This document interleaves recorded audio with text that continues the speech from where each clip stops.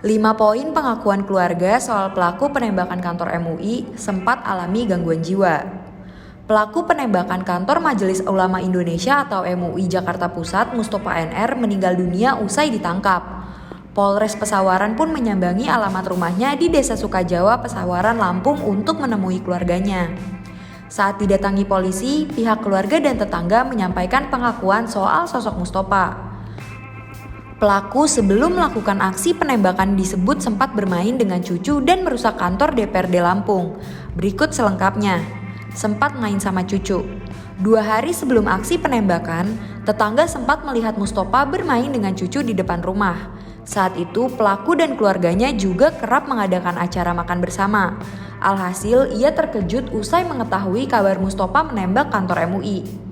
Tidak pamit ke Jakarta. Kakak kandung pelaku, Nirwan, mengklaim bahwa adiknya tidak pamit kepada keluarga saat pergi ke Jakarta. Mustofa juga disebut tidak menghubunginya jika ingin menyambangi kantor MUI Pusat. Nirwan lantas merasa terkejut saat rumah sang adik mendadak didatangi pihak kepolisian, bahkan sampai diberi garis polisi. Ia kala itu juga belum mengetahui apakah Mustofa masih hidup atau tidak usai melakukan aksi penembakan di kantor MUI.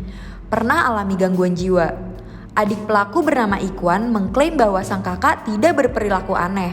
Namun katanya, Mustofa pernah mengalami gangguan jiwa. Adapun penyakit ini dideritanya saat menetap di kampung halaman istrinya di Krui, pesisir barat. Dikarenakan mengalami gangguan jiwa, ia dibawa pulang ke Desa Sukajaya, Kabupaten Pesawaran, Lampung. Selang 1 tahun, Mustofa pun sembuh. Ikwan mengaku tak tahu kakaknya pergi ke Jakarta untuk melakukan aksi penembakan. Berstatus pengangguran. Ikwan juga menyebut bahwa Mustofa sempat bekerja sebagai petani, namun statusnya menjadi pengangguran. Ia dikatakan oleh para tetangga pun kerap berkunjung untuk meminta hajatan pengungkapannya sebagai nabi. Permintaan ini lantas ditolak warga. Merusak kantor DPRD Lampung.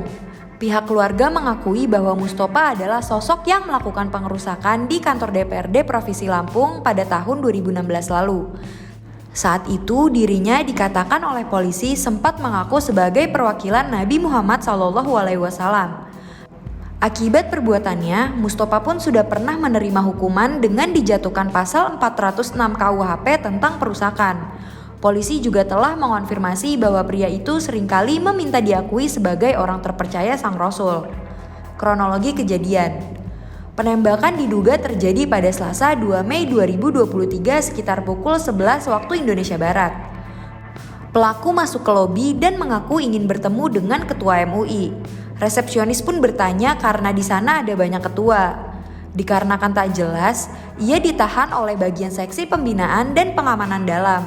Pelaku terus mendesak hingga petugas pergi ke lantai 4 untuk memberitahu jajaran pimpinan bahwa ada tamu. Namun sebelum petugas memasuki lift, terjadi penembakan. 1 karyawan yang terkena peluru tembakan terluka di bagian punggung, sementara 1 orang lainnya terluka akibat pecahan kaca. Pelaku yang sempat kabur berhasil diamankan aparat.